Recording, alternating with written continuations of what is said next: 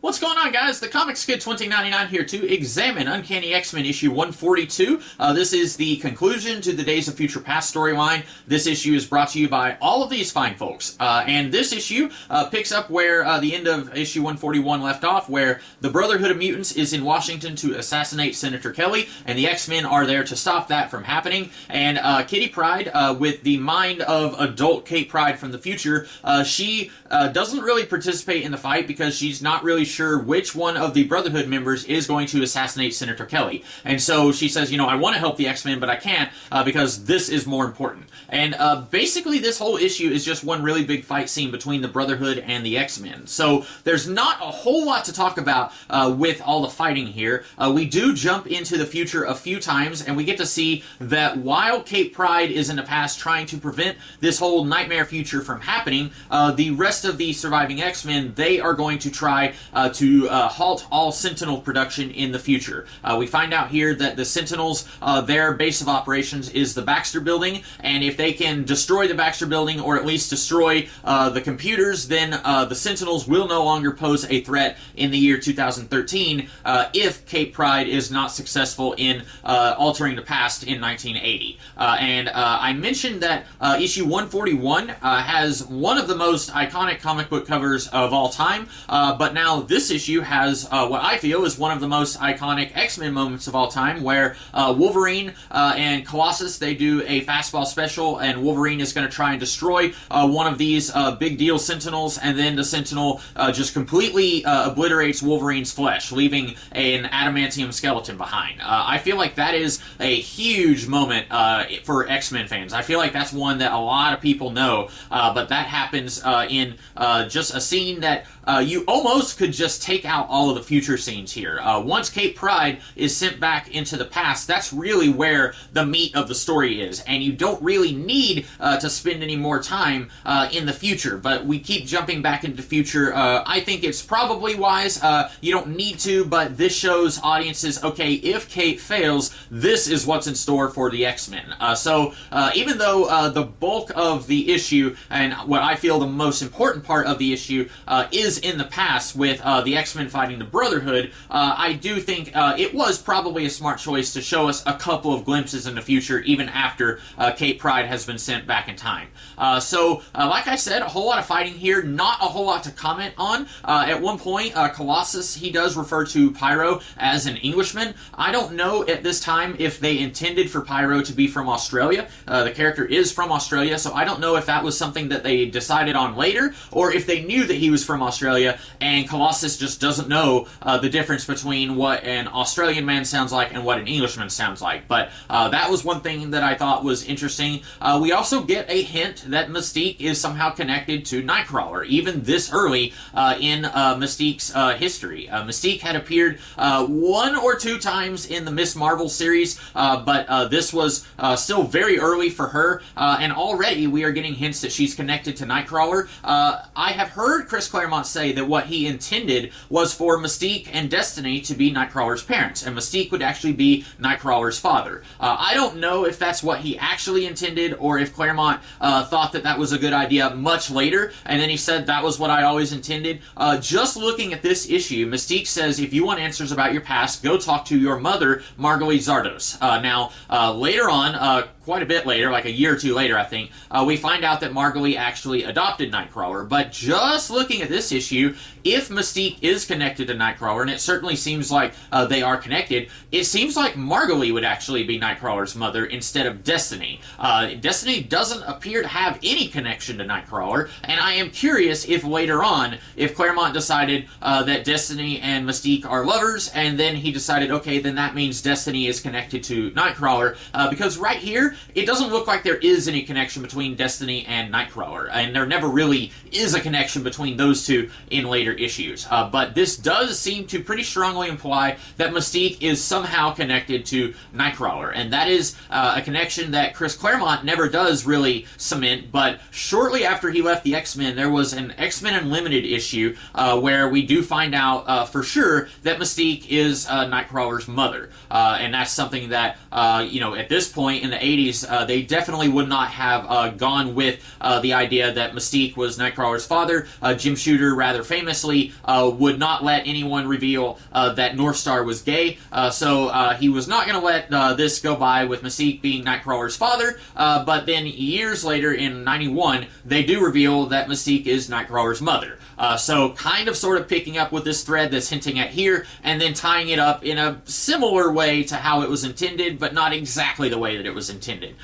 We see at one point Mystique is able to knock out Professor Xavier and Maury McTaggart, and it seems that Mystique knows that Professor Xavier is telepathic, but his identity as a mutant is not public knowledge at this time. That won't become public knowledge until like the early 2000s, at the beginning of the Morrison run on New X-Men. So I don't know how Mystique knows about this. I know there was an issue in the 2000s, like post 2006 or so, that kind of does the life of Fred Duncan, who was the FBI agent who was Professor Xavier's contact in the early 60s issues, and there's an issue that kind of shows what was Fred Duncan up to during all of this X-Men stuff. And there was, in that issue, it says after Mystique's Brotherhood attempted to kill Senator Kelly, that Agent Duncan, he wiped the government's information on the X-Men. He just wiped it all out, and then he resigned. But I'm not sure at this point what information the government actually has on the X-Men, and if they had any information, how would they know that Professor Xavier is telepathic? Because Fred Jones, or I'm sorry, not Fred Jones, that's an actor who was in Dune. Fred Duncan, he would not have told his superiors that Professor Xavier was telepathic. It seems like he is on Xavier's side, so he wouldn't have mentioned that to anybody. So how did anyone find out about this? Because we do see Mystique, she does have an identity here as, well, she transforms into a human person here, but later issues we will see that she exists as Raven Darkholm, an agent of some branch of the government. So you could connect the dots and say that she accessed information on Xavier as Raven Darkholm, and that's how she knew that he was telepathic, but it still doesn't answer who initially told the government that Xavier was telepathic. That is something that I think this issue just kind of glances over that and doesn't really explain that adequately, in my opinion. I do like the way that this issue keeps hammering home that the Blob, he cannot be hurt, he cannot be moved as long as he is connected to the Earth, and then Colossus is able to use his brain to figure out a way to move Colossus off the Earth. I thought that was pretty clever.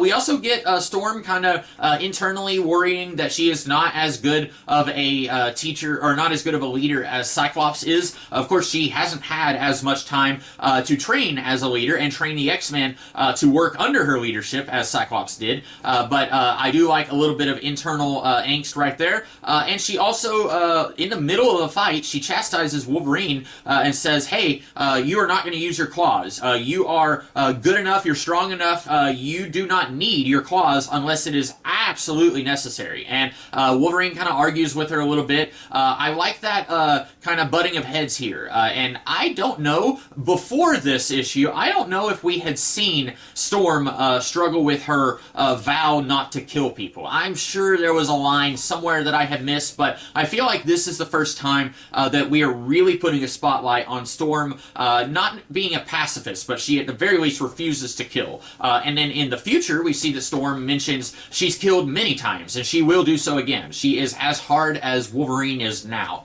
And so, again, the stakes maybe not quite as high there, but if the Kitty Pryde fails to save Senator Senator Kelly, this is what is in store for Storm. And we see that Storm has ideals in 1980, and we don't want to see her lose that. And so even though that's not quite as big a deal as X-Men being exterminated and put in concentration camps, it's still, you don't want to see that happen to Storm.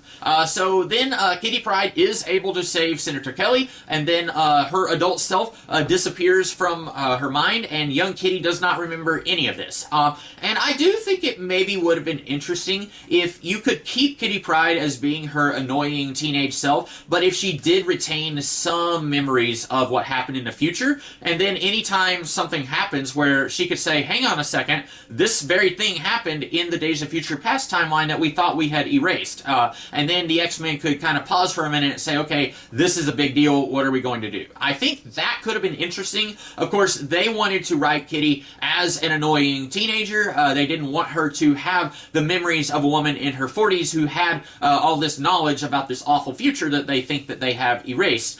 So I get that, but I'm saying this as someone who doesn't really like Kitty Pryde, and I feel like she would have been a little bit more tolerable if she wasn't quite as much of an annoying brat as she is in later issues. But then we get an epilogue where Senator Kelly and Sebastian Shaw are meeting with Henry Peter Gyrich, who I always thought that this guy was an X-Men character first and foremost, but the way he's introduced here, they're introducing him like, hey, it's that guy that you guys know. And I looked him up, and he first appeared in an Avengers issue 3 years earlier. I have not read a whole lot of Bronze Age Avengers, so I don't know anything about Gyrich's involvement in the Avengers comics, but here he is basically, he answers to the president, and the president authorizes him to start up Project Wide Awake, which basically is just, they're going to be creating Sentinels, and it appears that even though the X-Men have tried to eliminate the Days of Future Past timeline,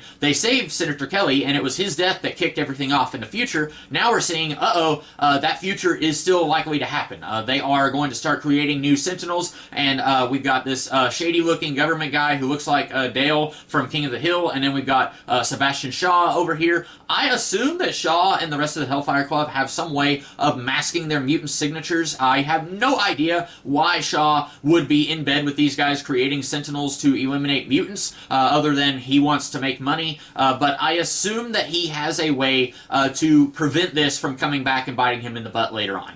But that's about it for this issue. I can't really think of anything major that happened here, but we do get, I feel like, some pretty fun fight scenes here with the X-Men and the Brotherhood, and then we get what I feel like is a pretty satisfying conclusion to this story. I love X-Men stories where they kind of have a victory. They win, but it's not a total victory. Like here, they are able to save Senator Kelly, but then Senator Kelly says, hey, mutants are a legitimate threat. We need to create more Sentinels. And the X-Men never really truly win. I feel like that works with the X-Men in a way that it wouldn't necessarily work with the Avengers or the Fantastic Four or the Justice League, etc. I feel like the X-Men being outsiders that the world hates, this type of kind of wishy-washy ending works better for them than it would in another comic. So not much to say here, but I like this issue. I enjoyed the tying everything up here with the Days of Future Past story. So that's about all that I have to say here. So I will be back next time with an examination of another issue. Until then, have a good one.